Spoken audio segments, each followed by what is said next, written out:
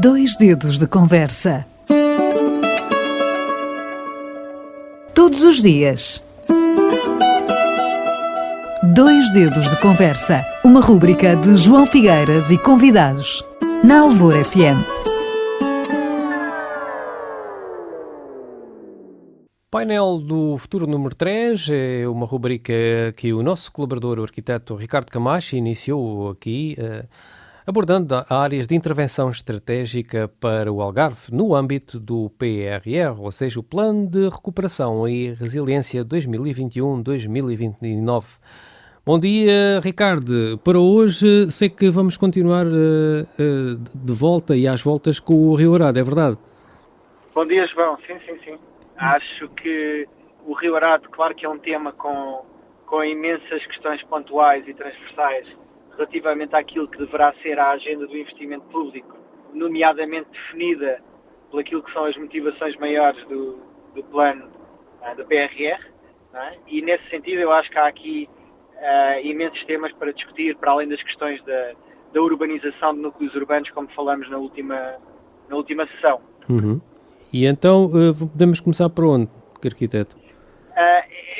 Eu hoje gostava de chamar a atenção para o âmbito do PRR, ou seja, o PRR tem um compromisso muito particular com o Pacto Verde Europeu, não é? E, portanto, nesse âmbito, o PRR nunca vai poder financiar ações e operações, por exemplo, das autarquias, que não vão de encontro àquilo que são as motivações do Pacto Verde Europeu.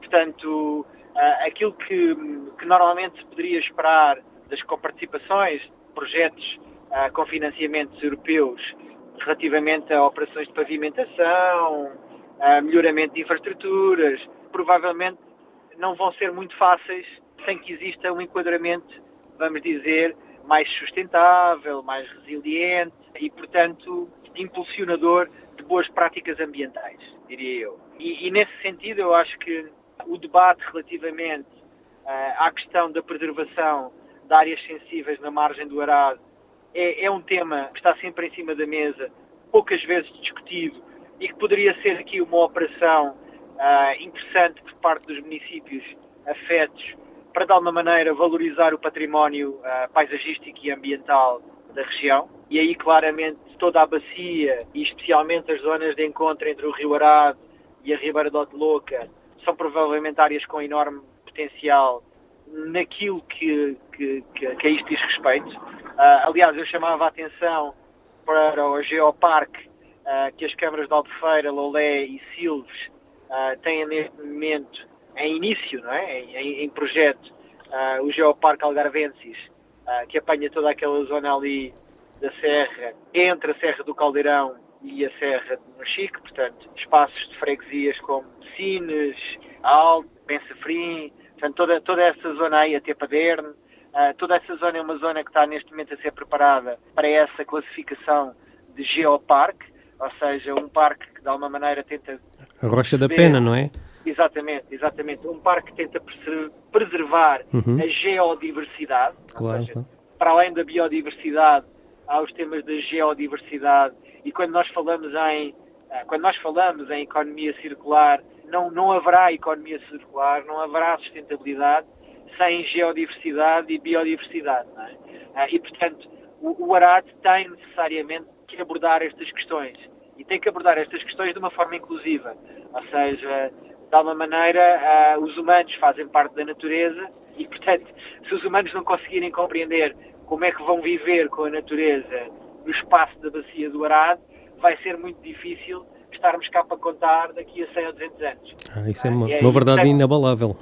Exatamente. Inevitavelmente a economia vai sofrer, inevitavelmente o turismo vai sofrer e, portanto, existem aqui oportunidades de pensarmos qual é o valor disto. E, portanto, isto um pouco para, de alguma maneira, olharmos para projetos depois mais pequenos neste quadro maior. Ou seja, quando nós estamos neste momento a olhar para aquilo que é a proposta, por exemplo, da Quinta dos Poços, ali ao pé de Ferragudo, que está neste momento em período de consulta pública, no que se refere ao estudo de impacto ambiental, claro que já há, de alguma maneira, uma legitimidade para a urbanização que já vem de trás e, portanto, há direitos adquiridos por parte do promotor em desenvolver aquela urbanização naquele território, que é um território imenso, ou seja, com a consolidação desta urbanização, vamos poder dizer que temos quase que um contínuo urbano de Estombre, Mexilhoeira, Parchal, Ferragudo, o que é uma coisa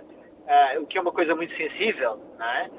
E, portanto, aqui eu chamava a atenção para aquilo que é a competência do projeto, ou seja, da mesma maneira que falamos da Mata da Rocha na última sessão, eu acho que este projeto é um projeto que também gostava de voltar a falar aqui, e é um projeto que podia ter outro tipo de objetivos ou princípios, e claramente a questão da preservação da biodiversidade é um deles, ou seja, com projetos de urbanização como aquele que neste momento está à consulta relativamente à Quinta dos Poços, não acredito que consigamos ir lá.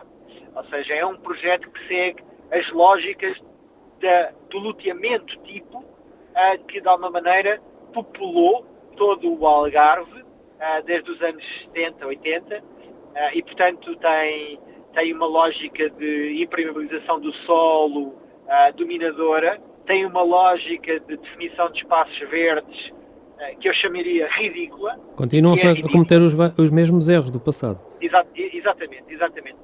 E o que eu queria deixar aqui como mensagem, e que me parece relevante, é que a questão da urbanização não é impeditiva de boas práticas nesta escala que estávamos a falar, maior. Exatamente. Ou seja, há que investir em desenho para, de alguma maneira, conseguirmos perceber qual deverá ser a agenda desse projeto de loteamento e de urbanização para conseguir, de alguma maneira, responder a estas ambições que têm que ser as ambições de todos nós.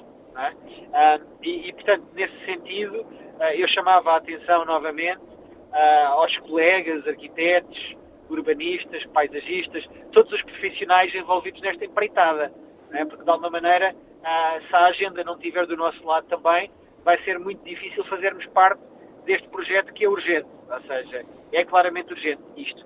E para além daquilo que são, e que nós já falamos aqui, que são as metas do Acordo de Paris, que definem muito daquilo que é a agenda do Pacto Verde Europeu, vêm aí, este ano, no final do ano, as metas da biodiversidade, ou seja, a grande reunião para a biodiversidade à escala global vai acontecer no final deste ano e muito provavelmente vão ser aprovadas, de alguma maneira, as definições daquilo que possa garantir até 2050 que 30% da superfície do planeta Terra preserva a biodiversidade. E, portanto, nesse sentido, provavelmente as políticas europeias vão adotar imediatamente estas ambições e estes objetivos e, claramente, tudo o que é financiamento público vai ter necessariamente que passar por estas questões. Ou seja, vai ser muito pouco provável nos próximos mandatos, ou seja, autárquicos, ou seja, se calhar não tanto neste já, mas no próximo, vai ser completamente impossível encontrar financiamentos para a obra pública que não tenha em conta esta questão. E se isso acontecer, à medida que nós vamos continuando a deixar estas urbanizações popularem o nosso Algarve, aí como é que nós vamos fazer a manutenção, por exemplo, destes espaços? Porque o problema que eu levantei aqui no início da conversa é exatamente este. Ou seja, eu neste momento, enquanto Câmara, e se fosse uma Câmara, eu tenho imenso trabalho de manutenção em áreas que foram urbanizadas por privados. Ou seja, basta olharmos para Portimão, e aquilo que é o grande trabalho de manutenção da Câmara Municipal de Portimão é em urbanizações desenhadas por privados com interesse puro e simples no lucro do dinheiro da venda dos lotes. Não há qualquer outro interesse. Mas o ónus da manutenção ao longo dos próximos anos e gerações daquele espaço é público. E este é um drama. E as câmaras vão ter que começar a pensar nisto. Isto é urgente, João. Aliás, será que ainda existe uma iliteracia a nível dos municípios relativamente a estas questões? Eu acho que aí a comunicação social pode ter alguma responsabilidade. Eu diria que, da mesma forma que temos nas notícias todos os dias informação sobre o Covid, se tivéssemos informação sobre estes temas da biodiversidade, do género, quantas vacas, ou seja, para mim o exemplo mais típico é aquele que andamos todos a comer a picanha do Brasil e da Argentina, não é? mas para haver picanha do Brasil e da Argentina, há mata da Amazónia a ser destruída, não é? Portanto, se nós tivéssemos estes dados numa versão diária, como temos os dados do Covid, eu acho que aí era muito fácil chegarmos à literacia. Exato.